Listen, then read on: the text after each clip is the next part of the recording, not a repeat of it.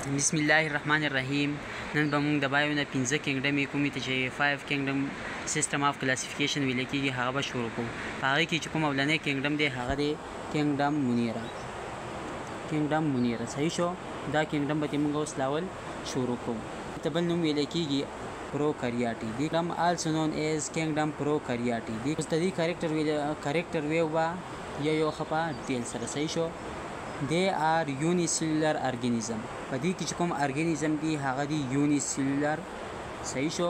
unicellular مطلب دا دی یونی ویل کېږي ون ته او سیلولر ویل کېږي سیل ته. مطلب هغه ارګانیزم کوم چې د یو سیل نه جوړ وي. صحیح شو. دا به د یو سیل نه جوړ وي، د یو سیل نه.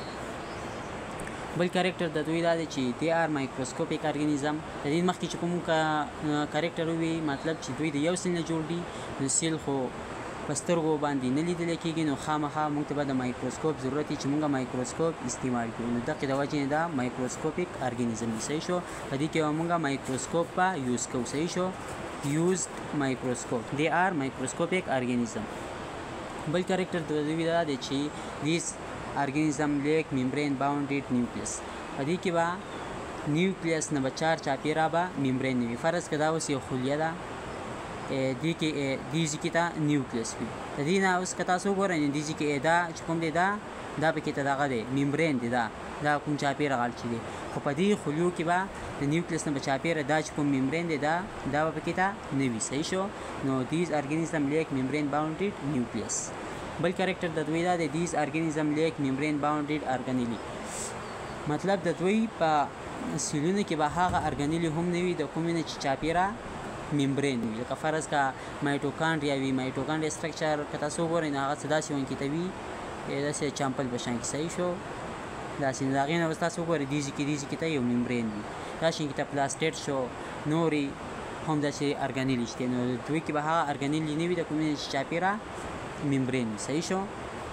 بل کریکټر د دوی دا دی ان دیس ارګانیزم سیلوال از پریزنټ. په دې کې چې کوم سیلوال دی کوم چې د خلیو اخرني سر ته وي، خو په انیمل کې سیلوال نه وي، نو هغې کې کوم اخرنی هغه سیل ممبرین وي. دا موږ ښه په ډیټیل سره د ارګانیلي په سیشن کې ویل دي، تاسو د هغه ځینه ښه په ډیټیل سره کتلی شئ. نو اوس دې موږ دا ډسکس کوو چې په دې کې به سیلوال پریزنټ وي. صحیح شو. ښه، اوس په دوی کې سیلوال موجود وي. نو دیئر سیلوال از میډ اپ اف میورین. په دوی کې سیلوال موجود وي، نو هغه به څه شي نه جوړ وي؟ هغه به جوړ وي د میورین نه. میورین چې دی دا پیپټایډو ګلایکین دی. اوس دا قصې مونږ وکړې، نو داسې ارګانیزم کوم کېدای شي چې په هغوی کې د شاته غاړې کریکټر وي، نو هغه ارګانیزم دی بیکټیریا. صحیح شو. او بل اگزامپل د دې دی سیانو بیکټیریا.